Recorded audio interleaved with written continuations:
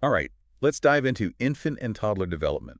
We're tackling a whole chapter from a child development textbook today, covering those incredible changes in the first 2 years. It's a period of immense growth, emotional, social, cognitive. Everything's happening so fast. Yeah, the chapter really highlights how impactful those early years are. Every little thing shapes their developing brains. Absolutely, it lays the foundation for everything. So the chapter opens with this relatable scene.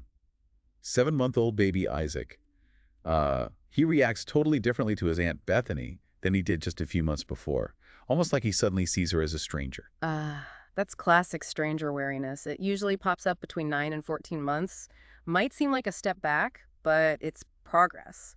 Isaac's memory and cognition are developed. He's differentiating familiar faces from new ones. Wow, it's like they're constantly making mental notes. Definitely. And speaking of mental notes, the chapter goes on to explore those early emotions. Talk about a roller coaster. Oh, for sure. I was amazed by how much happens emotionally in such a short time. It's mind-blowing. We see a clear progression even in the first few months.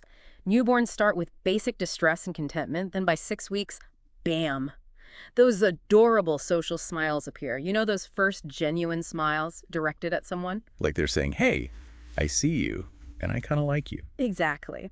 Then around 3 months, laughter and curiosity join the party. They're really engaging now. And by 4 months, those smiles are full-on, responsive, pure joy. Right. But then, hold on, because between 4 and 8 months, anger makes its entrance, often triggered by frustration. Yeah, not just a little grumble. It's like full-on fury sometimes. It's healthy, though. Shows they're developing a sense of agency. They realize they can impact things. Makes you wonder what's going on in those tiny brains, like getting mad because they can't reach a toy. That frustration is actually fuel for learning. Motivates them to problem solve and figure it out. So struggling helps them build resilience later on. Exactly. It's all part of emotional development. Okay, we've got smiles, laughter, anger.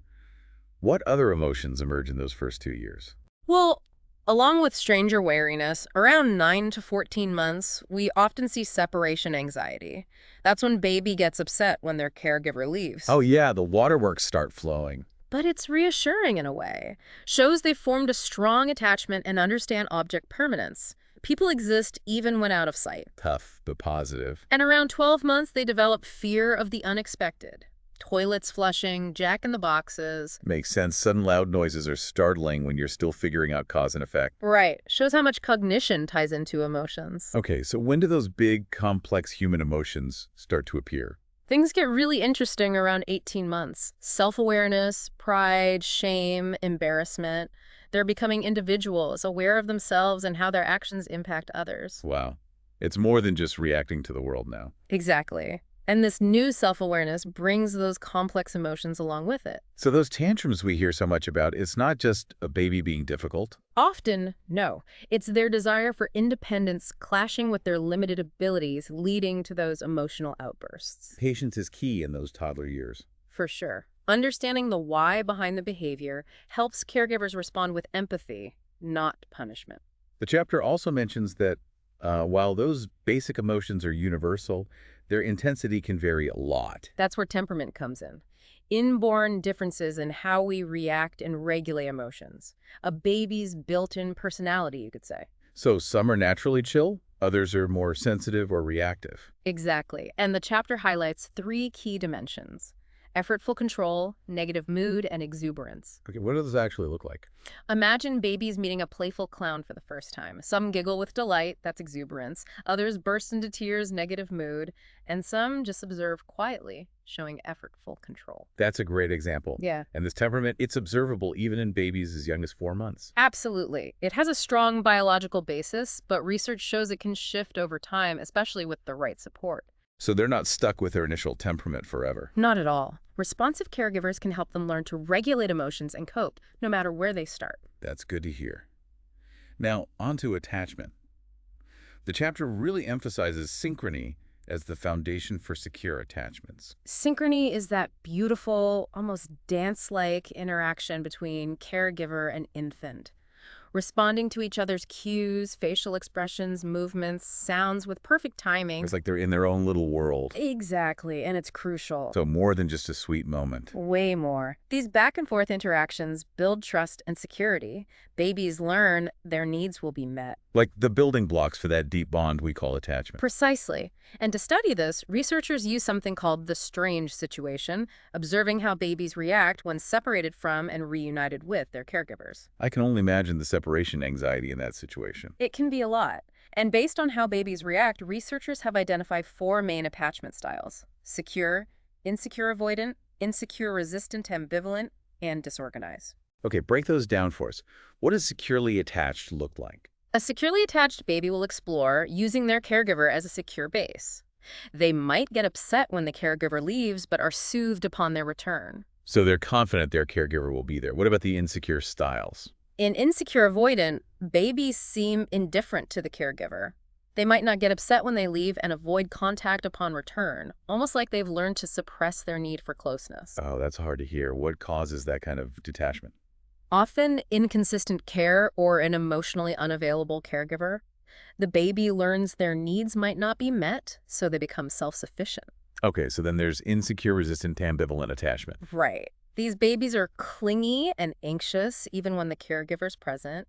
They get very upset when they leave, but then resist comfort upon return, seeking and rejecting closeness at the same time. Sounds like a real push and pull. Exactly. It can be a result of inconsistent responsiveness from the caregiver. Sometimes they're there, sometimes not.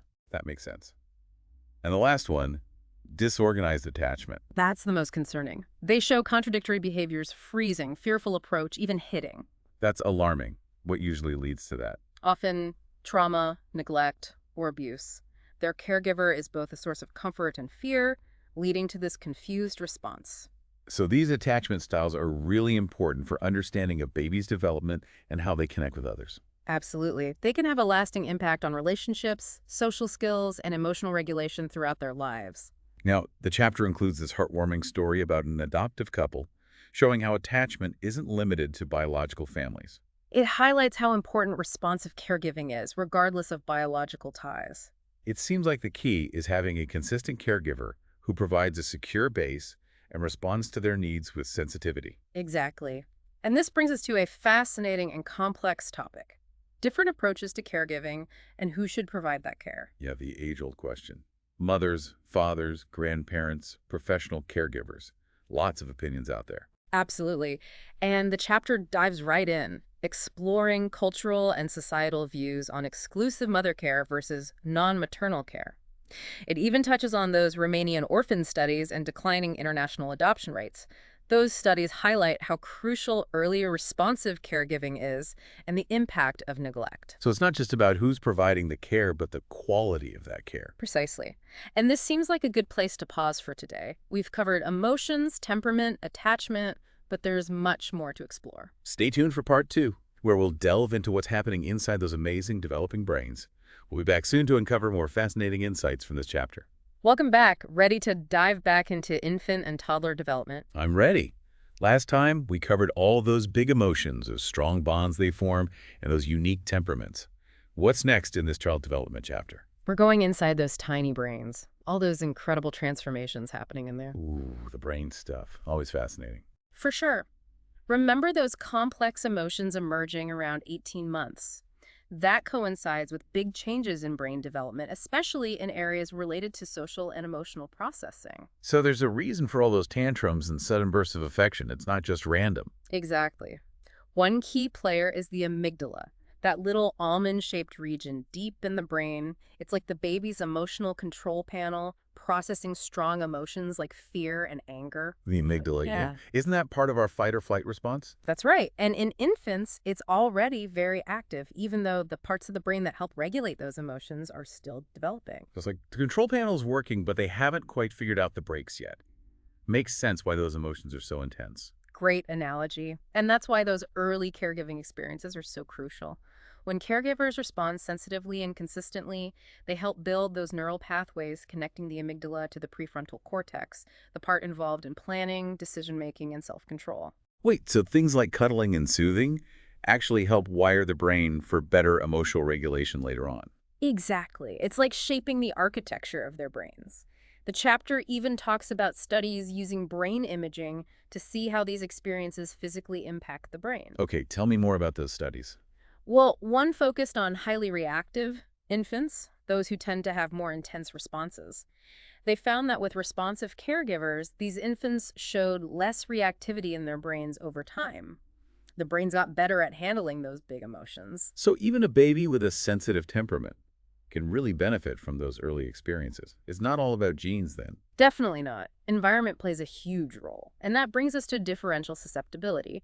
Some infants, because of their genes or even prenatal experiences, might be more sensitive to both positive and negative environmental influences. Like some are delicate flowers that need extra care, while others are tough little weeds that can handle a bit more roughness. Perfect analogy.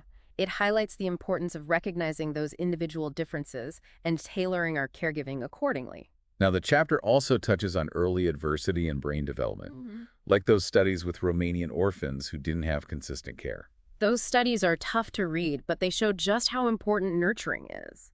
Those children, lacking those early attachments, had brain abnormalities and developmental delays. Even less extreme forms of deprivation can have lasting effects, we know now. That's heavy. Are we saying that if a baby doesn't get enough cuddles or playtime, their brain won't develop right? Not quite. Infant brains are incredibly plastic. They can adapt and rewire. That's good to hear. So there's hope, even for those who've had a rough start. Absolutely. Supportive caregiving can make a world of difference. But that's why prevention is so important, making sure all infants have those nurturing environments they need to thrive. Okay, so we've talked brain development. But does all this social and emotional stuff affect their physical development too? For sure, prolonged stress or adversity can mess with their hormonal systems, potentially leading to physical health problems down the line. So it's not just emotional scars, but real physical consequences. Right. Chronic stress in infancy can increase the risk of all sorts of things later in life: obesity, heart disease, even autoimmune disorders, and mental health problems. Look at that healthy mind, healthy body idea, but starting from day one. Exactly. It all underlines how important it is to provide an environment that supports their overall well-being, physical, emotional, and social. All right, let's talk about something a little lighter. Language. Amazing how they go from gurgling to full sentences so quickly. It is remarkable. And while biology plays a role, the environment is huge in how it all unfolds. Nature and nurture again. Exactly. Infants are ready to learn language, but they need exposure. Lots of it. Not just any sounds, though, right? It's those back and forth conversations, the responses to their babbles, the expanded vocabulary that really matters. That's the good stuff.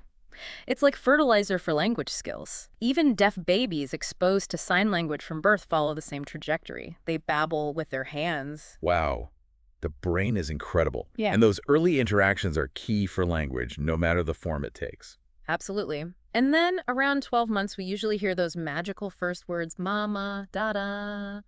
Such a milestone. It's amazing that across cultures, those first sounds are often the same. Those easy consonant vowel combinations like ma and ba. A universal starting point for spoken language. Seems like it. And from there, it explodes. By 18 months, they're putting words together, more milk, go bye-bye, and their vocabulary just keeps growing. They become little chatterboxes. But I imagine there's a lot of variation in how fast it all happens, right? Definitely. Some are talking up a storm by 18 months, others are quieter. There's a wide range of normal. So no need to panic if your 2-year-old isn't quoting Shakespeare yet. Not at all. The quality of those early interactions is more important than the quantity of words. Responsiveness, back and forth, that's what matters. Okay, so we've got language. What about cognitive development? How they think and learn? The chapter mentioned Piaget and his stages. Right. Piaget was a pioneer. He believed children actively build their understanding through exploration. In the first 2 years, they're in the sensory motor stage. Everything's about using their senses and movements to learn. Little scientist space. Exactly.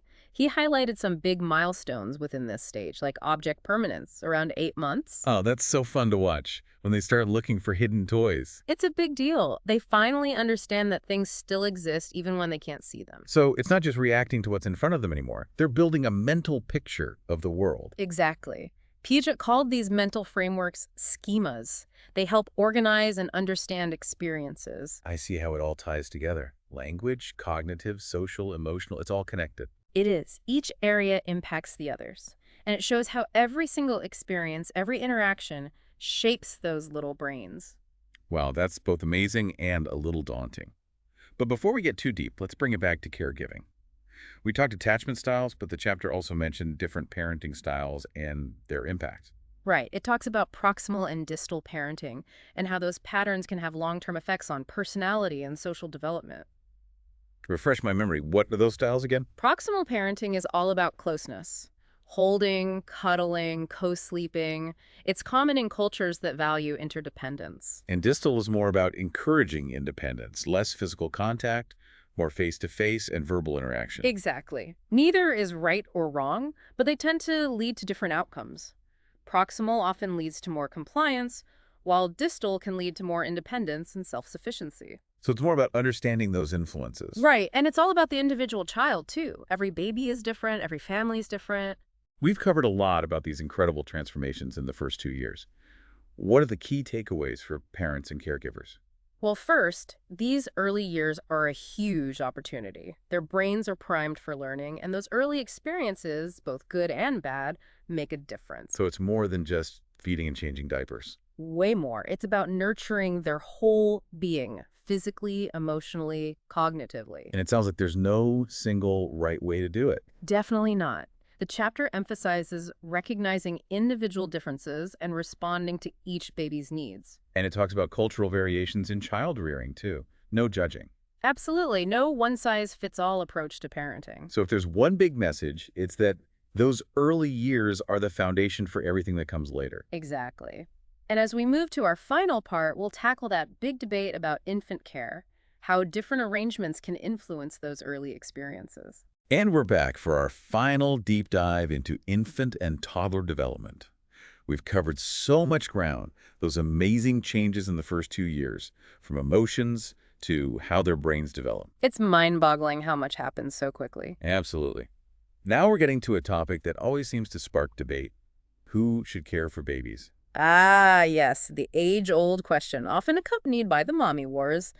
The chapter tackles this head-on, acknowledges all those strong opinions and different perspectives. Right. Some folks believe that a mother should be the sole caregiver, while others see the benefits of what they call allocaregiver, caregiving for multiple adults, fathers, grandparents, nannies, even professional caregivers. And the chapter makes it clear there's no easy answer here. It's all tangled up with culture, economics, personal beliefs, you name it. So where do we even begin to untangle it? Yeah. The chapter mentions those Romanian orphan studies, the ones about children deprived of consistent, loving care.